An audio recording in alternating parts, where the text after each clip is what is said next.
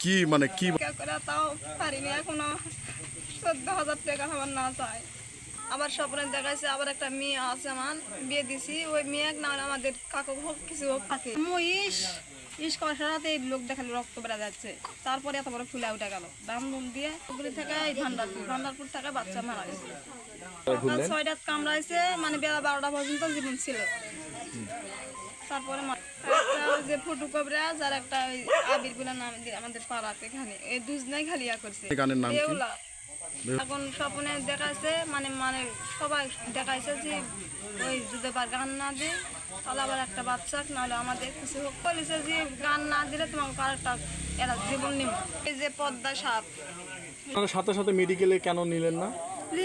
সবাই করছে যে থানের সাপ, আমি থানত ফেলে তুই মনে শাক ডাকি পদ্মা ডাকি বিষ তুলে নেওয়া যাবে। এগোটা হলে ভাড়া 10,000, এই গানের টাকা আবার পদ্মা পূজা আবার সন্ন্যাস পূজা না দিলে হবে না।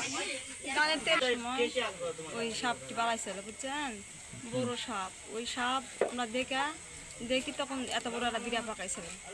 বিড়া পাকায় এই ঘোড়াটা চলে আসিছি, আসার পরে আবার আধা ঘন্টা পরে যা দিতে সাপ আর নেই। তারপরে ওই একটা বস্তা ছিল, ওখানে কিছু ছিল না, একটা বস্তা। ওই বস্তার উপরে একটা ঘুণ নিয়ে খেলনা জিনিস আছিল। ওই জায়গাতে আমি আবার বাচ্চা খেলা দিয়েছি, 2বার গেছি, কিছু হয়নি। ওই বাড়ির একটা মহিলা এসে গেছে কোনটা সাপ বাড়াইছে, আমি খালি দেখা দিচ্ছি আর বাচ্চাকে যে জায়গা বসা দিচ্ছি। এখন মানে যা পেন পরে দিছে যে আমার খালি গাঁত দিয়ে দিব কেক আছে আমার হাতত, কেক বাচ্চা দিব। এখন আমি কাজ করি সকাল 6টার সময়, ভোর 6টায়।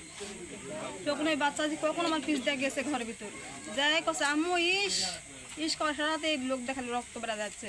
তারপরে এত বড় ফুলে উঠে গেল দাম দিয়ে কবরাজের কাছে দেওয়া যায়। কবরাজ ঝাড়িছে, বিষ পরে গেছে। বিষ পরা যাওয়ার পরে বলছে কি আম্মু দুধ দাও। আবার বাড়িতে এসে আবার কালো হাত আছে, যাওয়ার পরে আবার এক কবরাজের কাছে লেগেছে, আবার বিষ ঝাড়িছে। আবার বলছে আম্মু দুধ দাও কয়া আবার কালো হাত আছে। তারপরে আবার একটা লিয়া যায়, ওখান থেকে আবার ফিরে আসে। তারপরে আবার ইয়াত লিয়া গেছে গোয়ালি থেকে আন্দারকোটা থেকে চকগুড়ি থেকে এই ভান্ডারপুর থেকে বাচ্চা মারা গেছে। 4 ঘন্টা বাচ্চা। সেটা সাপ, বড় সাপ, মানে কালো সাপ, জাতীয় সাপ দেখেছি, মানে মোটা এরকম। 6 রাত কামড়াইছে, মানে বেলা 12টা পর্যন্ত জীবন ছিল।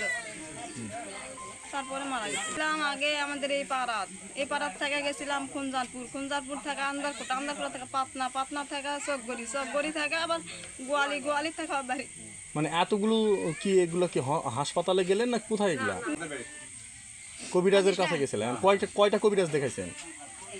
মানে 2টা দেখানো হয়েছে, আর বলে খালি খুঁজতে দিন গেছে, মানে পাওয়া যায়নি লাগা। সেই কবিরাজগুলার নাম কি ছিল? যে ফুটু কবিরাজ আর একটা আবির বলে নাম দিয়ে আমাদের পাড়াতে এখানে এই দুজনেই খালিয়া করছে। আর আলী বলে নাম খালি হাত চালা করছে, মাথা তুলছে, 20 এখন লিয়াছে বাবা।